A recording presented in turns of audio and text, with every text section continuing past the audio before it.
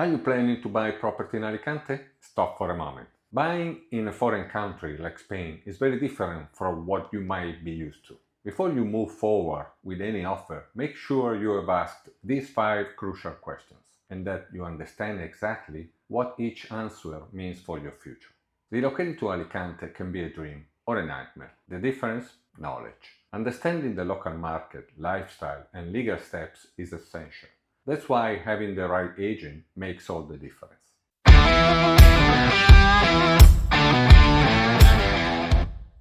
I'm Andrea, your real estate agent based here in Alicante, and I specialize in helping international clients, digital nomads, retirees, and families buy smart, stress-free homes in one of the most beautiful places in Europe. But before we dive in, if you're planning to sell or buy property in Spain, especially in Alicante, hit that subscribe button and turn on notifications. I share weekly insights and real stories to help you avoid costly mistakes and make smart real estate decisions. Let's dive in. Question 1. What is your true goal with this property? Start with clarity. What exactly is your goal with this purchase? This sounds simple, but most people skip it. Are you buying to live in Spain full-time, use it as a holiday home, rent it out, short or long-term, prepare for future retirement? Each option has completely different legal, financial and tax implications. Let's break them down quickly. Living full-time means focusing on residency rights, local infrastructure, integration with the community, healthcare access, and long-term affordability. Holiday usage means you prioritize low maintenance, beach proximity, airport access, and possibly property management if you are away. Rental investment requires you to understand local rental rules. Some areas, for example, ban short-term rentals for now. Licensing, tourist license versus long-term contracts, gross and net yields, your tax obligations as a non-resident landlord. Short-term rentals are not allowed without tourist license, and some zones are now restricted. Long-term rentals have different contracts and tenant protections. So, tip number 1, be honest with yourself and have a clear plan A and plan B. If you can't rent it, will you be able to keep it? Question 2, where should you buy based on your lifestyle and goals? Alicante is incredibly diverse and every neighborhood offers a very different experience. Let's start with digital nomads. If you work remotely, you want to be close to co-working spaces, good cafes, fast internet and maybe some nightlife too. Some of the most popular areas for digital professionals are downtown, is close to the train station, co-working hubs, restaurants and all the action. Mercado and San Antonio. These are lively, walkable neighborhoods that are still quite affordable. Playa de San Juan and Pau 5, a modern beachside area that's become increasingly popular with remote workers. It offers a growing international vibe, strong internet infrastructure, and several co-working spaces. You are close to the sea and still well connected to the city. Now, for families, Vista Hermosa, a suburban, quiet area that's close to international schools and feels very residential. San Juan Playa, Pau 5, safe, family-friendly, close to the beach, with parks, amenities and excellent international schools. Cabo de las Huertas, a peaceful high-end residential area that's perfect for families looking for space, privacy and quiet. And what about retirees? Alicante Golf, a peaceful green neighborhood where you can live right on the Gulf Coast and enjoy stunning surroundings. Cabo de las Huertas, quiet, upscale and right by the sea. Ideal for those who want a peaceful, high-quality lifestyle.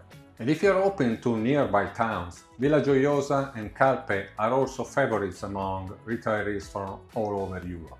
Laid-back lifestyle, sea views, and a strong expat community.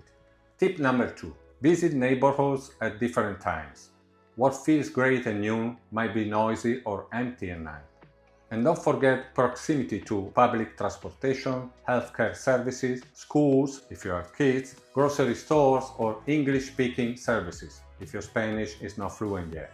I mean, there is so much to consider before buying a home. Buying a home is an important decision and cannot be taken lightly. Question 3. How much will you really pay every year? People talk about the purchase price, but forget about ownership costs. The main recurring property costs in Spain are IBI, IBI, Impuesto sobre Bienes Inmuebles. This is your annual property tax paid to the local town hall. based on cadastral value, not market value. Can range from 200 euros to over 1500 euros per year and over, depending on location, size, amenities, age of the property. Tip number 3. Always ask for the latest IB bill before buying. It's public info and should be disclosed during the negotiation with absolutely no problems, so you know exactly how much your home is going to cost in property taxes. Gastos de comunidad, community fees or HOA. If you're buying a building or residential complex, of course you'll pay monthly fees. These cover maintenance, cleaning, gardens, pools, elevators, etc. Range 30 to 250 euros per month, depending on services. Always ask if there are extra assessments coming. Important, properties with pools or 24/7 security have higher fees. Basura, garbage tax, 50 to 150 euros per year, depending on area. Insurance, required with a mortgage, 200 to 400 euros per year for home and contents. Maintenance and repairs. Plan 1% of property value per year, just in case. Taxes if renting out. Non-European Union owners, current flat tax is 24% on rental income. European Union and European Economic Area owners, current tax is 90% with possible deductions, declared with tax model 210. Given the complexity of Spanish tax law and the potential for legislative changes, it's advisable to consult with a Spanish tax advisor to ensure compliance and to stay informed about any new tax obligations. Your real estate agent can help you with this. Tip number 4. Ask your agent to address you to a great tax advisor so you can estimate annual costs. It's not just the price you pay for a house, it's the lifestyle budget that you need to protect. Question 4. Do you know all the cost of buying, not just the price? Let's talk numbers. If you see a home listed at 300,000 euros, you're not really paying just 300,000.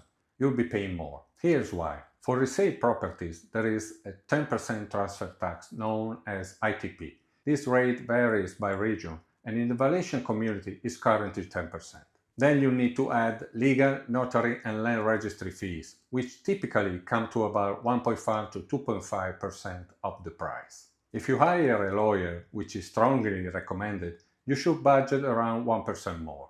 And if you're taking out a mortgage, expect additional costs like opening fees, valuation, and bank charges. In total, you should budget around 13 to 15% on top of the purchase price, depending on your situation. For new construction properties, the purchase costs are a little different.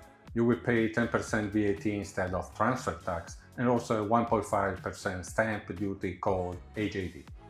On top of that, you will have the usual legal, notary, and land registry fees, which can range between 1.5 to 2.5% of the purchase price. In total, you should budget around 13 to 15% on top of the price. Pro tip: ask for a cost estimate sheet from your agent or lawyer. You should detail every cost before signing anything. Question 5. Are you legally and financially prepared as a foreign buyer? Buying as a non-Spanish resident is 100% possible, but it requires preparation. Here is your checklist. NIE number, foreign ID number, número de identificación de extranjero. You need these to buy, open a bank account, pay taxes. You can obtain your NIE number via the police station or your lawyer, very easy. Spanish bank account, needed to pay utilities, taxes and sometimes receive mortgage. Hire a local independent lawyer. Don't rely only on the seller's agent.